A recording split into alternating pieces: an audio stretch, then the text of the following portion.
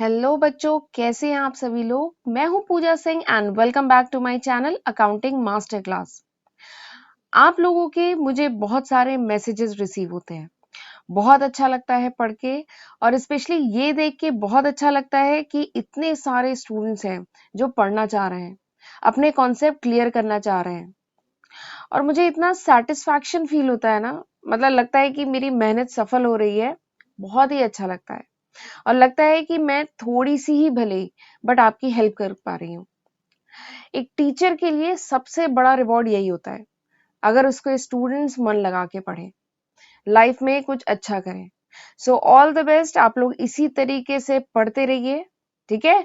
और मैं भी जो आप लोग टॉपिक्स बता रहे हैं उन पर वीडियो धीमे धीमे लाती रहूंगी, राइट। और एक बात और कि आप लोग अपना और अपनी फैमिली का पूरा ध्यान रखिएगा। इस समय घर पर रहिएगा, ठीक है। जरूरत ना हो तो अननेसेसरी बाहर मत जाइएगा। ये टाइम ही कुछ ऐसा चल रहा है, ठीक है। इस समय सोशल डिस्टेंसिंग बनाने में ही समझदारी है, तो इस बात का भी आप लोग पूरा ध्यान रखिएगा, ठीक है। चलिए देखते हैं आज के इस लेक्चर में हम क्या पढ़ने वाले हैं। This is the second lecture this is the second lecture of the 1000 MCQ series. हमने जो 1000 क्वेश्चन की जो MCQ सीरीज शुरू की है, उस पर आज मेरा ये सेकेंड लेक्चर है, ठीक है। इस लेक्चर में जो हम MCQs करेंगे वो होगा on the topic accounting principle. जो हमने कॉन्सेप्ट एंड कन्वेंशन पढ़े थे अकाउंटिंग प्रिंसिपल, ठीक है, उस पे होगा। एंड द टॉपिक IFRS, ठीक है। इन दोनों ही टॉपिक पे मेरी सेपरेट वीडियो है, ठीक है। वैसे अच्छा होगा कि पहले वो वीडियो देखें, उसके बाद ये क्वेश्चंस ऑब्जेक्टिव क्वेश्चन करें, ठीक है। बट अगर आपको कॉन्सेप्ट क्लियर है तो ठीक है, पहले आप ये ऑब्जेक्टिव क्वेश्चन कर सकते हैं, ठीक है। तो आज के इस लेक्चर में हम अकाउंटिंग के जो कॉन्सेप्ट एंड कन्वेंशन थे और IFRS, इन पे बेस्ड ऑब्जेक्टिव क्वेश्चन आज के लेक्चर में हम करेंगे, राइट। अच्छा, जैसे मैं लास्ट लेक्चर में बता चुकी हूँ कि ये जो 1000 ऑब्जेक्टिव क्वेश्चन की जो सीरीज मैंने बनाई है, इसमें केवल फाइनेंशियल अकाउंटिंग ही नहीं, cost accounting, management accounting, financial management, इन सारे ही सब्जेक्ट के ऑब्जेक्टिव क्वेश्चन हम डिस्कस करेंगे, ठीक है। और ये जो ऑब्जेक्टिव क्वेश्चन है, ये केवल अकाउंट्स के स्टूडेंट के लिए ही हेल्पफुल नहीं है। अकाउंट्स के स्टूडेंट का तो ठीक है, कॉन्सेप्ट और अच्छे से क्लियर हो जाएगा इन क्वेश्चन को करने से। प्लस जो स्टूडेंट कॉम्पिटिटिव एग्जाम की तैयारी कर रहे हैं, जो एंट्रेंस एग्जाम की तैयारी कर रहे हैं, ठीक है, जो अकाउंट्स की जॉब की तैयारी कर रहे हैं, उनके लिए भी ये जो सीरीज है वो हेल्पफुल होने वाली है, ठीक है। और जैसा कि मैं लास्ट लेक्चर में बता चुकी हूँ कि ये जो MCQs हैं, हम एक टेस्ट की तरह सॉल्व करेंगे, ठीक है। इसका सॉल्यूशन मैं तो बताऊंगी ही, बट इसके साथ ही आप भी वीडियो पॉज करके इनका सॉल्यूशन फाइंड आउट करने की कोशिश करेंगे, ठीक है। और नीचे मुझे कमेंट सेक्शन में आप बताएंगे कि आपके कितने क्वेश्चन सही हुए, ओके। और हर लेक्चर में हम 20 से 25 क्वेश्चन ही करेंगे, ठीक है। चलिए अब लेक्चर स्टार्ट करते हैं। अच्छा, लेक्चर स्टार्ट करने से पहले मैं आपको अपने चैनल के बारे में भी थोड़ा सा बता देती हूँ। मेरे चैनल पे आपको class 11th 12th BBA BCom और MBA के जितने भी अकाउंटिंग के पेपर हैं, उनकी सीक्वेंस में कंप्लीट लेक्चर वीडियो सीरीज मिलती है, ठीक है। तो इसका भी फायदा उठाइए, खुद भी पढ़िए, अपने फ्रेंड्स को भी फॉरवर्ड करिए, राइट।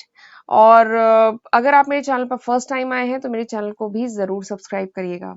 और अगर ये वीडियो पसंद आए, यूजफुल लगे, तो इसको लाइक करना मत भूलिएगा और अपने फ्रेंड्स के साथ भी इसको शेयर करते रहिए, राइट। तो चलिए without wasting any time let's start today's lecture. चलिए, सबसे पहला क्वेश्चन क्या है। सबसे पहला क्वेश्चन है according to business entity concept. ये जो बिजनेस एंटिटी कॉन्सेप्ट है, इसके अकॉर्डिंग इन चारों ऑप्शन में से क्या है, ठीक है। बट चारों ऑप्शन पढ़ने से पहले जरा हम देख लेते हैं बिजनेस एंटिटी कॉन्सेप्ट क्या होता है, ठीक है। तो हमने अकाउंटिंग के कॉन्सेप्ट एंड कन्वेंशन पढ़े थे, वहां पर हमने पढ़ा था बिजनेस एंटिटी कॉन्सेप्ट, या जिसको सेपरेट एंटिटी कॉन्सेप्ट भी कहते हैं, ठीक है। बिजनेस एंटिटी या सेपरेट एंटिटी कॉन्सेप्ट क्या कहता था, ये कहता था कि ओनर अलग है एंड बिजनेस अलग है, ठीक है। ओनर अलग है और ओनर का जो बिजनेस है, जो प्रोप्राइटर है, वो अलग है, और इसका जो बिजनेस है वो अलग है, ठीक है।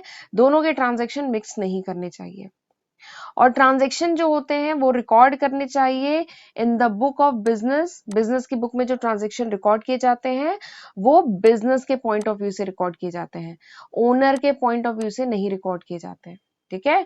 बिजनेस एंटिटी कॉन्सेप्ट क्या कहता था कि बिजनेस अलग है, ओनर अलग है, और जो ट्रांजैक्शन रिकॉर्ड किए जाते हैं बुक ऑफ अकाउंट में वो बिजनेस के पॉइंट ऑफ व्यू से रिकॉर्ड किए जाते हैं, ओनर के पॉइंट ऑफ व्यू से नहीं रिकॉर्ड किए जाते हैं। ठीक है, तो this is business entity concept. अब जरा देखते हैं चारों ऑप्शन में से कौन सा सही है। सबसे पहला ऑप्शन क्या कहता है कि transaction between business and its owner are not recorded, तो ये तो गलत है, नहीं रिकॉर्ड करना ऐसा तो नहीं कहा गया है। दूसरा ऑप्शन क्या है, transaction between business and its owner are recorded considering them to be one single entity, यानी दोनों को सिंगल मान के ट्रांजैक्शन रिकॉर्ड करना है, तो ये भी गलत है, सिंगल मान के नहीं करना है ना, दोनों अलग एंटिटी हैं। ठीक है, तीसरा ऑप्शन देखते हैं, transaction between business and its owner are recorded from business point of view. ठीक है, तो अभी मैंने आपको बताया कि जो भी ट्रांजैक्शन है बिजनेस का, ठीक है, बिजनेस का अगर ओनर के साथ कोई भी ट्रांजैक्शन होता है तो वो बुक ऑफ अकाउंट में रिकॉर्ड किया जाता है बिजनेस के पॉइंट ऑफ व्यू से, ओनर के पॉइंट ऑफ व्यू से नहीं। ठीक है, तो ऑप्शन कौन सा सही है, सी ऑप्शन सही है। ठीक है, चलिए अगला क्वेश्चन देखते हैं, second question, according to money measurement concept, money measurement concept क्या कहता है। ठीक है, तो चारों ऑप्शन पढ़ने से पहले मैं आपको बता देती हूँ मनी मेजरमेंट कॉन्सेप्ट होता क्या है। तो नाम क्या है, मनी मेजरमेंट, यानी पैसे के टर्म में जिसे हम मेजर कर सकें। तो मनी मेजरमेंट कॉन्सेप्ट क्या कहता है कि वो केवल वो ट्रांजैक्शन, ठीक है, बिजनेस के केवल वो ट्रांजैक्शन, बिजनेस के केवल वो इवेंट रिकॉर्ड किए जाते हैं बुक ऑफ अकाउंट में जिसको हम पैसे के टर्म, जिसको हम मनी के टर्म में एक्सप्रेस कर सके, केवल उन्हीं को रिकॉर्ड किया जाता है। यही कहता है मनी मेजरमेंट कॉन्सेप्ट। ठीक है, अब चारों ऑप्शन देखते हैं कौन सा सही है। सबसे पहला ऑप्शन क्या कहता है कि all transactions are and events are recorded, सारे ट्रांजैक्शन और इवेंट को रिकॉर्ड कर देते हैं, तो ये तो गलत है ना। मनी मेजरमेंट कहता है कि केवल पैसे के टर्म में जिसे कर सके, मेजर कर सके। ठीक है, तो पहला गलत हुआ। दूसरा कहता है कि all transaction and event which are estimated, ये तो गलत वर्ड यूज कर लिया। ये क्या कह रहा है, which are estimated in money term, जिसका हम अनुमान लगा सके मनी टर्म में, उनको रिकॉर्ड किया जाता है, तो ये भी गलत है, अनुमान नहीं, मेजर जिसको कर सके। ठीक है, तो ये भी गलत है। तीसरा ऑप्शन क्या कहता है कि all transaction and event which are measured in money term are recorded in book of account, यानी जिसको पैसे के टर्म में मेजर कर सके उन्हें रिकॉर्ड करते हैं। तो ऑप्शन कौन सा सही है, सी ऑप्शन सही है। ठीक है, चलिए आगे बढ़ते हैं, अगला क्वेश्चन देखते हैं। According to the cost concept, यानी कॉस्ट कॉन्सेप्ट हमने पढ़ा था एक, ठीक है, तो उसके अकॉर्डिंग क्या होता है। तो चलिए सबसे पहले ये समझ लेते हैं कि कॉस्ट कॉन्सेप्ट में क्या कहा गया था। तो कॉस्ट कॉन्सेप्ट में कहा गया था कि किसी भी एसेट को रिकॉर्ड किया जाता है बुक ऑफ अकाउंट में एट अ प्राइस, ध्यान से सुनिएगा, at a price which is paid to acquire it. ठीक है, किसी भी एसेट को एक्वायर करने में जो भी प्राइस पे की जाती है, ठीक है, उस प्राइस पर हम किसी भी एसेट को बुक ऑफ अकाउंट में रिकॉर्ड करते हैं। ठीक है, और उसी कॉस्ट को हम यूज करते हैं for all the subsequent accounting of the asset. आगे चल के उस एसेट के जो भी अकाउंटिंग ट्रीटमेंट करना होता है उसमें उसी कॉस्ट को, उसी प्राइस को जो पे की जाती है टू एक्वायर दैट एसेट, उस एसेट को एक्वायर करने में जो भी खर्चा करना पड़ता है, जो भी प्राइस पे करनी होती है, उसी कॉस्ट को यूज करते हैं for all the subsequent transaction of the asset. Asset के आगे चल के जो भी ट्रांजेक्शन करने हैं बुक में, ठीक है, जहां पे भी रिकॉर्डिंग करनी है उसमें उसी कॉस्ट को यूज किया जाता है। ये बात कहा गया था कॉस्ट कॉन्सेप्ट में। ठीक है, जैसे एग्जांपल देती हूँ छोटा सा, कि जैसे सपोज करिए कोई एसेट है, उसे परचेज किया गया था 5 लाख रुपीज में। ठीक है, एसेट को 5 लाख रुपीज में परचेज किया गया था। ठीक है, भले ही उस एसेट की आज मार्केट में 4 लाख वैल्यू हो, या फिर आज मार्केट में भले ही उसकी 7 लाख की वैल्यू हो, ठीक है, लेकिन कॉस्ट कॉन्सेप्ट क्या कहता है कि बुक ऑफ अकाउंट में इसे किस पे रिकॉर्ड करेंगे, वो प्राइस जो हम पे करते हैं टू एक्वायर दैट एसेट। ठीक है, दिस इज कॉस्ट कॉन्सेप्ट, ये कॉस्ट कॉन्सेप्ट में कहा गया था। चलिए अब देखते हैं इसमें से कौन सा ऑप्शन सही है। सबसे पहला ऑप्शन क्या कहता है कि assets are recorded at a value paid to acquiring them, यानी एसेट को रिकॉर्ड करेंगे उस वैल्यू पे जो पे की जाती है एक्वायर करने में, तो यही तो कॉस्ट कॉन्सेप्ट है। ठीक है, चलिए पर बाकी ऑप्शन भी पढ़ लेते हैं। दूसरा ऑप्शन क्या है, assets are recorded by estimating the market value at time of purchase, asset को रिकॉर्ड किया जाता है एस्टिमेटिंग द मार्केट वैल्यू, उस समय जो मार्केट वैल्यू एस्टिमेटेड है उस पे रिकॉर्ड किया जाता है, तो ये तो एकदम गलत है। ठीक है, तीसरा ऑप्शन क्या है? तीसरा ऑप्शन है assets are recorded at a lower of cost या मार्केट वैल्यू। एसेट को रिकॉर्ड किया जाता है कॉस्ट या मार्केट वैल्यू, दोनों में से जो लोअर है उस पर रिकॉर्ड किया जाता है। तो ये भी एकदम गलत है। ठीक है, तो ऑप्शन कौन सा सही है? ए। चलिए आगे बढ़ते हैं, चौथा क्वेश्चन देखते हैं। According to going concern concept, going concern concept के अकॉर्डिंग क्या है इन चारों में से? तो सबसे पहले मैं आपको ये बता देती हूँ जल्दी से कि गोइंग कंसर्न कॉन्सेप्ट क्या कहता है। तो गोइंग कंसर्न कॉन्सेप्ट क्या कहता है? देखिए नाम क्या है? Going concern. कंसर्न मतलब वो बिजनेस, ठीक है। तो गोइंग कंसर्न कॉन्सेप्ट ये कहता है कि business will run for a very longer period of time. जो बिजनेस है वो अभी बहुत लंबे समय तक चलने वाला है, अभी नियर फ्यूचर में बिजनेस को क्लोज डाउन करने की, ठीक है, या उसको स्केल डाउन यानी उसके प्रोडक्शन को कम करने की, ऑपरेशन को कम करने की ऐसी कोई इंटेंशन नहीं है। Business will run for a very longer period of time, अभी बिजनेस बहुत लंबे समय तक रन करेगा। ठीक है, तो गोइंग कंसर्न कॉन्सेप्ट में ये बात कही गई है। और इसी बेसिस पे जो फिक्स एसेट होते हैं, ठीक है, ऑर्गेनाइजेशन के जो फिक्स एसेट होते हैं उन्हें हम रिकॉर्ड करते हैं ओरिजिनल कॉस्ट पे। ठीक है, अभी हमने पहले पढ़ा था ना, फिक्स एसेट को ओरिजिनल कॉस्ट पे रिकॉर्ड किया जाता है और फिर उन पे सिस्टमैटिक मैनर में क्या लगाया जाता है? डेप्रीशिएशन। ठीक है, उन पे एक सिस्टमैटिक मैनर में लगाया जाता है depreciation without reference to the market value. भले ही उस एसेट की आज की तारीख में मार्केट वैल्यू चाहे जो भी हो, बट एसेट्स को हम ओरिजिनल कॉस्ट पे रिकॉर्ड करते हैं और उस पर हर साल एक सिस्टमैटिक मैनर में क्या लगाते हैं? डेप्रिसिएशन। तो ये बात कहाँ कही गई है? ये कही गई है गोइंग कंसर्न कॉन्सेप्ट में। ठीक है, चलिए अब देखते हैं चारों ऑप्शन में से कौन सा सही है। आप वीडियो पॉज करिए और खुद बताइए कौन सा सही है। ठीक है, चलिए पहला ऑप्शन क्या है? पहला ऑप्शन है assets are recorded at cost and depreciated over the useful life. अरे यही ऑप्शन तो सही है, पहला यही तो कहा गया है गोइंग कंसर्न में कि एसेट को रिकॉर्ड किया जाता है कॉस्ट पे और इसे डेप्रिशिएट किया जाता है over the useful life, systematic manner में डेप्रिशिएशन लगाया जाता है। चलिए दूसरा ऑप्शन भी पढ़ लेते हैं। दूसरा ऑप्शन क्या है? Assets are valued at their market value at the year end and recorded in book of account. तो एसेट को मार्केट वैल्यू पे नहीं रिकॉर्ड किया जाता, ये गलत है।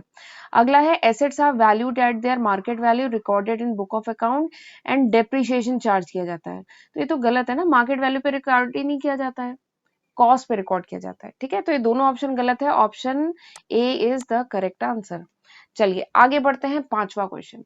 पांचवा क्वेश्चन क्या है? कहा गया है according to accrual concept. Accrual concept के अकॉर्डिंग इन चारों में से कौन सा ऑप्शन सही है? तो सबसे पहले ये समझ लेते हैं अक्रूवल कॉन्सेप्ट क्या कहता है। अक्रूवल कॉन्सेप्ट कहता है कि किसी भी ट्रांजेक्शन को हम रिकॉर्ड करते हैं बुक ऑफ अकाउंट में eight the time when it is entered into. यानी कोई भी ट्रांजेक्शन जब वो इंटर होता है, जब वो ट्रांजेक्शन अकर करता है, उस समय उस ट्रांजेक्शन को बुक ऑफ अकाउंट में रिकॉर्ड किया जाता है। ठीक है, भले ही उसका सेटलमेंट, ठीक है, भले ही उसका सेटलमेंट जब भी हो, ठीक है, सेटलमेंट मतलब भले ही उसका जो पैसा है, ठीक है, भले ही हमें 1 महीने बाद, 15 दिन बाद, ठीक है, 1.5 महीने बाद, भले ही उसका पैसा जब भी रिसीव हो, बट हम तब नहीं रिकॉर्ड करते जब पैसा रिसीव होता है। हम किसी भी ट्रांजेक्शन को बुक ऑफ अकाउंट में तब रिकॉर्ड करते हैं जब वो ट्रांजेक्शन अकर करता है।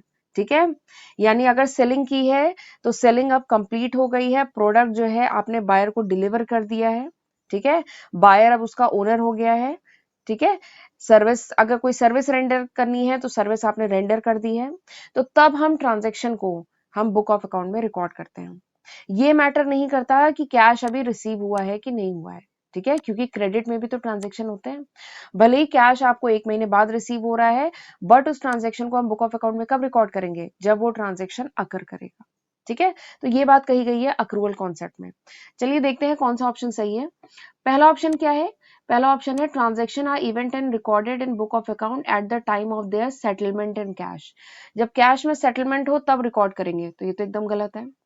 दूसरा ऑप्शन क्या कह रहा है कि transaction and event are recorded in book of account at the time when it is entered into. जब ट्रांजैक्शन इंटर होते हैं, जब ट्रांजैक्शन अकर करते हैं, तो ये ऑप्शन सही है। बी ऑप्शन क्या है? सही है। सी ऑप्शन एक बार पढ़ लेते हैं। ट्रांजैक्शन एंड इवेंट में be recorded either eight the time of settlement either eight the time of entered into. तो ये तो एकदम गलत है ना, चाहे सेटलमेंट के टाइम रिकॉर्ड करो चाहे जब ट्रांजैक्शन हो रहा है तब रिकॉर्ड करो, तो ये तो गलत है। ठीक है, अगला ऑप्शन है नन ऑफ द अबव, ये तो होगा ही नहीं। ठीक है, तो ऑप्शन कौन सा सही है? बी ऑप्शन सही है। ठीक है, चलिए अगला क्वेश्चन देखते हैं, 6th question. According to the convention of consistency, जो कंसिस्टेंसी कन्वेंशन हमने पढ़ा था उसके अकॉर्डिंग चारों में से कौन सा ऑप्शन सही है? तो सबसे पहले तो मैं आपको ये कंसिस्टेंसी जो कन्वेंशन था ये बता देती हूँ। देखिए कंसिस्टेंसी मतलब क्या होता है? कंसिस्टेंसी मतलब होता है यूनिफॉर्म। कंसिस्टेंसी मतलब क्या होता है? यूनिफॉर्म, एक जैसा, ठीक है, सिमिलर, या कह लीजिए हार्मोनियस, एक जैसा, सिमिलर, दिस इज कंसिस्टेंसी। ठीक है, तो कंसिस्टेंसी प्रिंसिपल क्या कहता है कि जो भी मेथड, जो भी प्रैक्टिस इंटरप्राइज एक बार सिलेक्ट करे, ठीक है, एक बार अडॉप्ट करे, उसी प्रैक्टिस को हर साल फॉलो करना है। ठीक है, कंसिस्टेंसी क्या कहता है? कंसिस्टेंसी मतलब होता है एक जैसा। तो ये प्रिंसिपल ये कहता है कि जो भी मेथड, जो भी प्रैक्टिस ऑर्गेनाइजेशन एक बार सिलेक्ट करे, अडॉप्ट करे, उसे कंसिस्टेंटली मतलब हर साल, ईयर आफ्टर ईयर, हर साल वही प्रैक्टिस फॉलो करे। ठीक है, ऐसा ना हो कि एक साल कोई मेथड यूज किया, दूसरे साल कोई मेथड यूज किया, ऐसा ना करें। ठीक है, इसका फायदा क्या है? इसका फायदा ये है कि कंपैरिजन पॉसिबल हो पाता है। देखिए कंपेयर हमेशा दो सिमिलर चीजों को ही किया जाता है। ठीक है, दो बराबर सिमिलर चीजों को ही कंपेयर किया जाता है, दो डिसिमिलर चीजों को नहीं कंपेयर किया जाता है। ठीक है, तो ये जो कन्वेंशन है कंसिस्टेंसी, इसका फायदा ये है कि अगर कंपनी हर साल एक ही मेथड यूज करेगी, तभी कंपनी एक साल के जो रिजल्ट है उनको अगले साल से कंपेयर कर पाएगी, अगर एक मेथड यूज करेगी। ठीक है, जैसे छोटा सा एक एग्जांपल बताती हूँ। जैसे हम जानते हैं डेप्रीशिएशन, एक टॉपिक है ना डेप्रीशिएशन। डेप्रीशिएशन को कैलकुलेट करने के दो इंपॉर्टेंट मेथड हैं। कौन कौन से?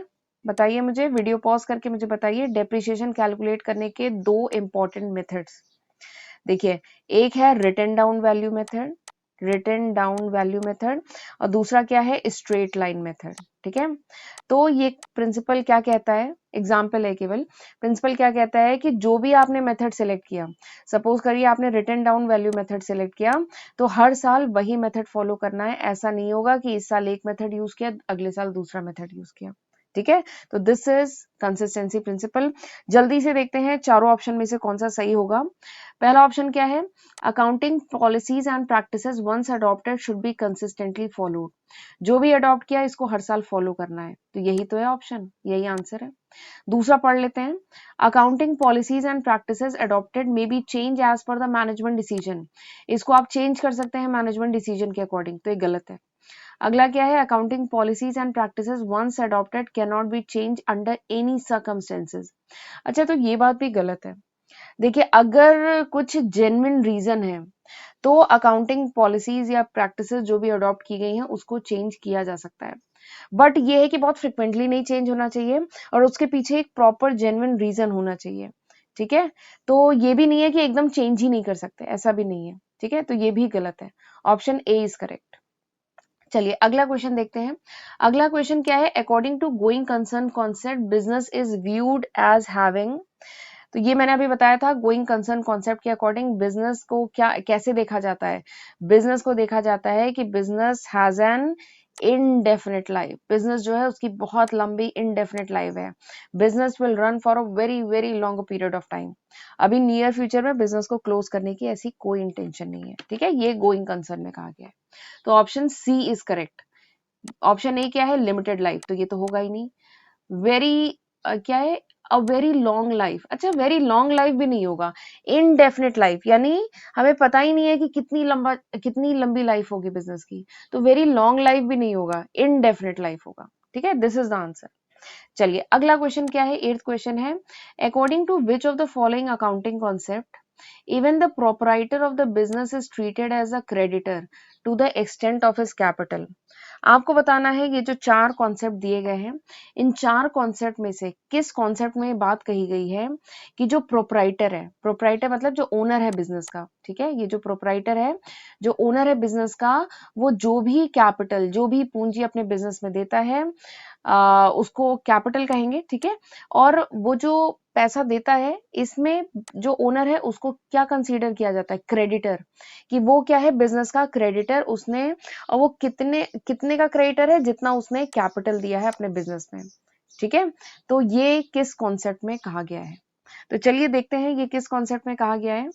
तो मनी मेजरमेंट में आपको बता चुकी हूँ, मनी मेजरमेंट में कहा गया है कि पैसे के टर्म में एक्सप्रेस करेंगे, जो ट्रांजैक्शन पैसे के टर्म में एक्सप्रेस कर सके उन्हें मेजर किया जाए, उन्हें रिकॉर्ड किया जाएगा, तो ये तो है ही नहीं। कॉस्ट कॉन्सेप्ट बोलता है कि कॉस्ट पे रिकॉर्ड करेंगे एसेट को, ये भी नहीं है।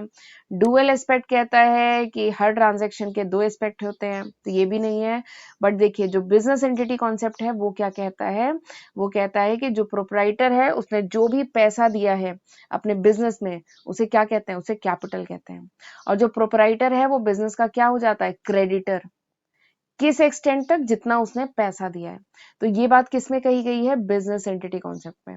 बिजनेस एंटिटी कॉन्सेप्ट में कहा गया है कि बिजनेस अलग है, ओनर अलग है, ओनर ने जो पैसा दिया है वो कैपिटल है और ओनर बिजनेस का क्या बन जाता है, क्रेडिटर। ठीक है, तो आंसर क्या है, डी। चलिए अगला क्वेश्चन देखते हैं, नाइन्थ क्वेश्चन।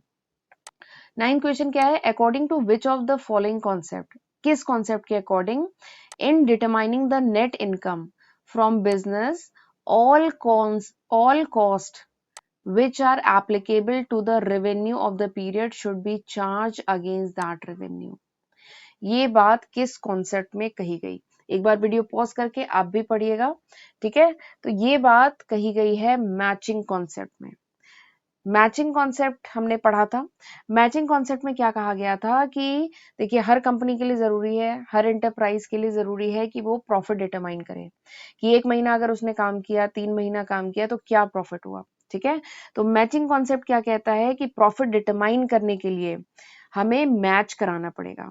क्या मैच कराना पड़ेगा, रेवेन्यू ऑफ द पीरियड, यानी उस ड्यूरेशन में जो भी रेवेन्यू हुआ है ऑर्गेनाइजेशन को, उसको मैच कराना पड़ेगा with the expense of that period. उस ड्यूरेशन में जो भी खर्चा हुआ है उससे हमें मैच कराना पड़ेगा, और इससे क्या होगा, करेक्ट प्रॉफिट हम फाइंड आउट कर सकेंगे। ठीक है, तो दिस इज मैचिंग कॉन्सेप्ट, ये कहा गया है मैचिंग कॉन्सेप्ट में। और यही क्वेश्चन है कि नेट इनकम फ्रॉम बिजनेस को डिटरमाइन करने के लिए जो भी कॉस्ट है उसको क्या करना पड़ेगा, रेवेन्यू से मैच कराना पड़ेगा। तो ये बात किस में कही गई है, ये बात कही गई है मैचिंग कॉन्सेप्ट में।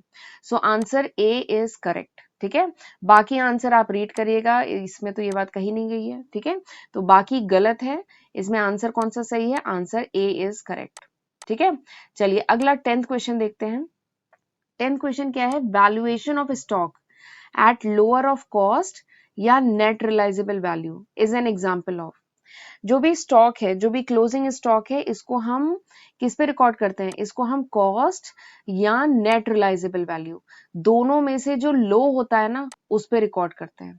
ठीक है, ये बात मैंने बताई थी जब मैं कॉन्सेप्ट और कन्वेंशन पढ़ा रही थी कि स्टॉक को कॉस्ट या नेट रियलाइजेबल वैल्यू दोनों में से जो लोअर होता है उस पे रिकॉर्ड करते हैं।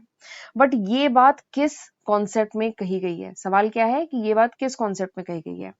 तो ये बात एक बार आप वीडियो पॉज करिए, चारों ऑप्शन पढ़िए। कंसिस्टेंसी में कही गई है, रियलाइजेशन में कहा गया है, मैचिंग में कहा गया है, कि कंजर्वेटिज्म में कहा गया है। ठीक है, तो इसका आंसर है ऑप्शन बी। इसका आंसर क्या है, ऑप्शन बी। जो कंजर्वेटिज्म प्रिंसिपल है, जिसका एक दूसरा नाम भी है प्रूडेंस प्रिंसिपल भी इसको कहते हैं। ठीक है, तो प्रूडेंस प्रिंसिपल में क्या कहा गया है, देखिए प्रूडेंस का मतलब होता है समझदारी। प्रूडेंस का मतलब क्या होता है, समझदारी, सावधानी। ठीक है, तो प्रूडेंस प्रिंसिपल में ये कहा गया है कि कोई भी इंटरप्राइज है, इसे अपने जो भी प्रॉफिट्स हैं उनको एंटिसिपेट नहीं करना चाहिए, लेकिन आगे चल के जो भी लॉसेस हो सकते हैं, आगे नियर फ्यूचर में जो भी लॉसेस हो सकते हैं, उनके लिए पहले से प्रोविजन बना के रखना चाहिए। प्रोविजन मतलब थोड़ा सा पैसा साइड करके रखना चाहिए। ठीक है, तो ये बात कही गई है कंजर्वेटिज्म प्रिंसिपल में। और इसीलिए कंजर्वेटिज्म प्रिंसिपल के ही कारण जो क्लोजिंग स्टॉक होता है, इसको हम कॉस्ट या नेट रियलाइजेबल वैल्यू दोनों में से जो कम होता है उस पर रिकॉर्ड करते हैं। ठीक है, इससे क्या हो रहा है, इससे हम लॉसेस को तो एंटिसिपेट कर ले रहे हैं, लेकिन प्रॉफिट को हम कंसीडर नहीं कर रहे हैं। तो आंसर क्या होगा, आंसर होगा ऑप्शन बी। ये बात किस में कही गई है, ऑप्शन बी में, कंजर्वेटिज्म कन्वेंशन में कहा गया है। ठीक है, चलिए अगला क्वेश्चन देखते हैं। During the lifetime of an entity, accounting produce financial statement in accordance with which of the following accounting concept। मतलब जो बिजनेस है उसके लाइफ टाइम में जो भी फाइनेंशियल स्टेटमेंट बनाए जाते हैं, ठीक है, वो किस कॉन्सेप्ट को यूज करके बनाए जाते हैं।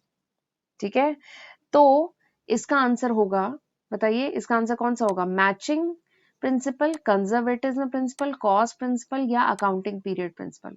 तो सबसे पहले मैं थोड़ा सा अकाउंटिंग प्रिंसिपल के बारे में बता देती हूँ।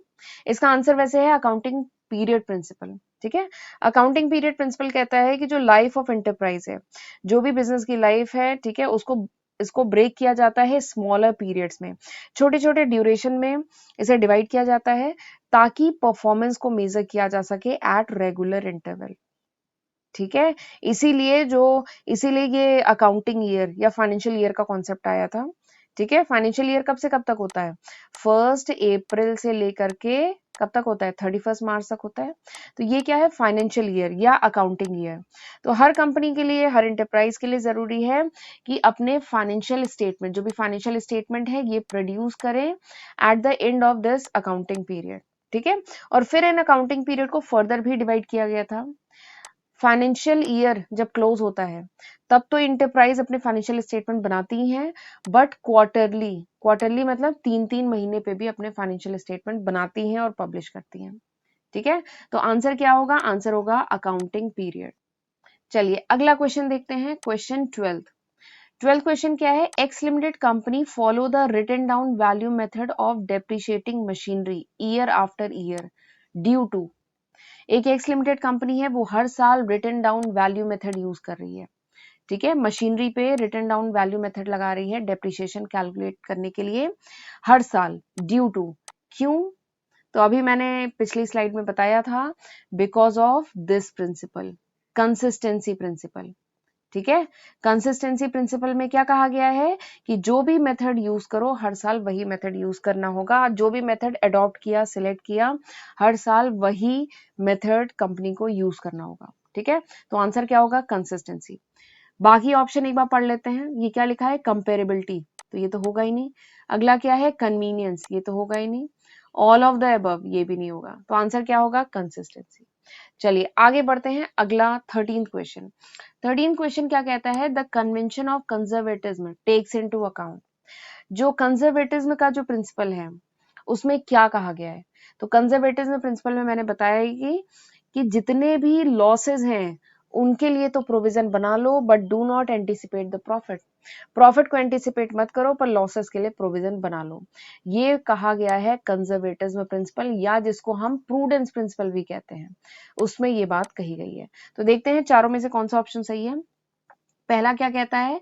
All all prospective profit and prospective losses. तो कंजर्वेटिव में प्रिंसिपल क्या ये कहता है कि जो भी प्रोस्पेक्टिव प्रॉफिट है, प्रोस्पेक्टिव लॉसेस है, इनको ध्यान में रखो? तो ये नहीं कहता है, रॉन्ग है। अगला क्या है? All prospective profit and leave out losses. Profit को तो ध्यान में रखो, लॉसेस का ध्यान न रखो, ये कहा गया है, रॉन्ग। इसका जस्ट अपोजिट कहा गया है। कहा गया है कि कंजर्वेटिज्म प्रिंसिपल में कि ऑल प्रोस्पेक्टिव लॉसेस, जो भी नियर फ्यूचर में लॉसेस हो सकते हैं, उनका ध्यान रखना है, उनके लिए प्रोविजन बना के रखने हैं, उनके लिए पैसे साइड करके रखने हैं। ठीक है, but leave out prospective profit, लेकिन आगे चल के अगर प्रॉफिट होगा तो उसके लिए अभी मत सोचो। ठीक है, तो ये बात कही गई है। तो option C is correct, right. चलिए अगला क्वेश्चन देखते हैं। अगला क्वेश्चन है, IASB upon coming into existence has adopted. जो IASB था, IASB क्या है? International accounting standard board. IASB क्या है? International accounting standard board. International level पे अकाउंटिंग स्टैंडर्ड बनाने वाली committee, that is international accounting standard board. तो इंटरनेशनल अकाउंटिंग स्टैंडर्ड बोर्ड जब एग्जिस्टेंस में आया तो इसने अडॉप्ट किया क्या? All IAS and SIC, some IAS and SIC, none और नन ऑफ दीज। ठीक है, इनमें से कौन सा ऑप्शन है? तो इसका ऑप्शन है, बताइए क्या है ऑप्शन? इसका ऑप्शन है ऑप्शन ए। जब IASB international accounting standard board आया, ठीक है, तो उसने बनाए IFRS। IFRS क्या है? International financial reporting standard. ठीक है, इसने बनाए इंटरनेशनल फाइनेंशियल रिपोर्टिंग स्टैंडर्ड। ठीक है, और जब ये एग्जिस्टेंस में आया तो इसने जितने भी IAS, IAS मतलब क्या है? ये आईएएस पीसीएस वाला आईएएस नहीं है। आईएएस क्या है? इंटरनेशनल अकाउंटिंग स्टैंडर्ड्स, ठीक है। और एसआईसी क्या है? ये वैसे मेरे सेपरेट वीडियो हैं इन टॉपिक्स पे, आप उनको भी देख सकते हैं। एसआईसी क्या है? एसआईसी है स्टैंडिंग इंटरप्रिटेशन कमिटी। एसआईसी क्या है? स्टैंडिंग इंटरप्रिटेशन कमिटी, ठीक है। ये इंटरप्रेटिंग बॉडी है आईएएससी की, ठीक है। तो जब आईएएसबी एग्जिस्टेंस में आया तो उसने जितने भी आईएएस थे और जितने भी एसआईसी थे इनको अडॉप्ट किया। So option A is correct answer, ठीक है। चलिए अगला देखते हैं। अगला क्वेश्चन क्या है? आईएफआरएसआर। जो आईएफआरएस है, आईएफआरएस मैंने बताया ना, इंटरनेशनल फाइनेंशियल रिपोर्टिंग स्टैंडर्ड। तो आईएफआरएस जो है वो क्या है? इन चारों में से ऑप्शन में क्या है? तो मैंने बताया था कि आईएफआरएस जो है ना वो प्रिंसिपल बेस्ड अकाउंटिंग स्टैंडर्ड है। आईएफआरएस क्या है? प्रिंसिपल बेस्ड अकाउंटिंग स्टैंडर्ड है। आईएफआरएस पे मेरी सेपरेट वीडियो है, एक बार उसे जरूर देखिएगा तो डिटेल में आपको आईएफआरएस समझ में आ जाएगा। आईएफआरएस वो सेट ऑफ अकाउंटिंग स्टैंडर्ड है, वो set of principle based accounting standard है जो किसने बनाया है? जो बनाया है आईएएसबी ने, इंटरनेशनल अकाउंटिंग स्टैंडर्ड बोर्ड ने बनाया है, ठीक है। तो ये जो आईएफआरएस है, ये जो अकाउंटिंग स्टैंडर्ड है, ये साउंड और क्लियरली स्टेटेड प्रिंसिपल्स पे बेस्ड है, ठीक है। तो चलिए अब देखते हैं चारों ऑप्शन में से क्या सही है। पहला ऑप्शन क्या है? रूल बेस्ड अकाउंटिंग प्रिंसिपल है, ये तो नहीं है, रूल बेस्ड नहीं है। प्रिंसिपल बेस्ड अकाउंटिंग प्रिंसिपल है, तो हाँ ये ऑप्शन है। आईएफआरएस जो है वो प्रिंसिपल बेस्ड अकाउंटिंग स्टैंडर्ड है। अगला ऑप्शन क्या है? Partially rule based partially principle based, तो ऐसा तो नहीं है, ठीक है। तो ये भी ऑप्शन गलत है, एंड नन ऑफ दीज, तो ये भी गलत है। तो ऑप्शन बी इज करेक्ट, ठीक है। चलिए अगला क्वेश्चन देखते हैं। IFRS are based on. जो आईएफआरएस है वो किस पे बेस्ड है, ठीक है। तो मेरा जो वीडियो है आईएफआरएस पे, उसमें मैंने बताया है कि जो आईएफआरएस है, ठीक है, यानी इंटरनेशनल फाइनेंशियल रिपोर्टिंग स्टैंडर्ड, यानी इंटरनेशनल लेवल पे जो अकाउंटिंग स्टैंडर्ड है, ठीक है, वो और इंडियन अकाउंटिंग स्टैंडर्ड, इंडिया का जो अकाउंटिंग स्टैंडर्ड है, या जिसको कह लीजिए जीएएपी। जीएएपी का क्या मतलब है? Gap, generally accepted accounting principle. तो ये जो आईएफआरएस है, ठीक है, ये जो आईएफआरएस है और ये जो इंडियन अकाउंटिंग स्टैंडर्ड है, या जिसको हम जीएपी भी कहते हैं, इनके बीच में मैंने आपको दो डिफरेंस बताए थे। पहला डिफरेंस क्या था? पहला डिफरेंस था कि जो आईएफआरएस है वो क्या है? Principle based accounting standard. ये जो आईएफआरएस है वो क्या है? Principle based accounting standard. जबकि ये जो जीएपी है ये क्या है? ये है रूल बेस्ड अकाउंटिंग स्टैंडर्ड, ठीक है। ये जो जीएपी है ये है रूल बेस्ड अकाउंटिंग स्टैंडर्ड। तो ये पहला डिफरेंस है दोनों के बीच में। फिर दूसरा डिफरेंस मैंने क्या बताया था? दूसरा डिफरेंस बताया था कि ये जो आईएफआरएस है it is based on fair value. ये जो आईएफआरएस है, मेरी राइटिंग अच्छी नहीं बन रही है, ये जो आईएफआरएस है ये बेस्ड है फेयर वैल्यू पे, ठीक है। जबकि ये जो जीएएपी है, या जो कह लीजिए इंडियन अकाउंटिंग स्टैंडर्ड है, it is based on historical cost value, ठीक है। ये जो जीएएपी है ये किस पे बेस्ड है? ये बेस्ड है हिस्टोरिकल कॉस्ट कॉन्सेप्ट पे, ठीक है। जबकि जो आईएफआरएस है ये फेयर वैल्यू पे बेस्ड है। तो ये दो डिफरेंस है दोनों के बीच में, आईएफआरएस और इंडियन अकाउंटिंग स्टैंडर्ड, इनके बीच में ये डिफरेंस है, ठीक है। तो चलिए देखते हैं ऑप्शन इसमें से कौन सा सही है। IFRS are based on historical cost पे बेस्ड है, तो ये तो गलत है। फेयर वैल्यू पे बेस्ड है, हाँ भैया फेयर वैल्यू पे बेस्ड है, ठीक है। तो option B is correct. Option C क्या कह रहा है? बोथ, दोनों पे बेस्ड है, तो नहीं भाई दोनों पे तो नहीं बेस्ड है, एंड नन ऑफ दीज, ठीक है। तो option B is correct, option B सही है, ठीक है। चलिए, तो आज के लेक्चर में हमने 16 क्वेश्चन, ये लास्ट क्वेश्चन था, ठीक है, आईएफआरएस पे। तो आज के लेक्चर में हमने 16 क्वेश्चन डिस्कस किए, 16 ऑब्जेक्टिव क्वेश्चन डिस्कस किए। आई होप आपको अच्छे से समझ में आए होंगे। तो चलिए फिर आज का लेक्चर मैं यहीं पर वाइंड अप करती हूँ, और मैं उम्मीद करती हूँ कि आपने लास्ट लेक्चर और ये जो मेरा सेकंड लेक्चर है ऑब्जेक्टिव क्वेश्चंस की सीरीज पे, ये आप अच्छे से पढ़ेंगे, ठीक है? और अपने कॉन्सेप्ट क्लियर करेंगे, अपने फ्रेंड्स के साथ शेयर करेंगे, ठीक है? तो चलिए मैं आज का लेक्चर यहीं पे वाइंड अप करती हूँ और अगर वीडियो पसंद आए तो लाइक करना मत भूलिएगा। एक-एक वीडियो बनाने में बहुत मेहनत लग रही है, ठीक है? बहुत मेहनत लगती ही है। बट क्योंकि आप लोग इतने एंथुसियास्टिक हैं, आप लोग इतने अच्छे से पढ़ रहे हैं, मुझे फीडबैक दे रहे हैं, इसलिए मैं भी लगी हुई हूँ, आप भी लगे रहिए, अच्छे से पढ़िए, फ्रेंड्स के साथ शेयर करिए, फीडबैक में मुझे बताइए। तो चलिए फिर मैं आज का लेक्चर वाइंड अप करती हूँ। Okay, so thank you and God bless you. See you in next lecture.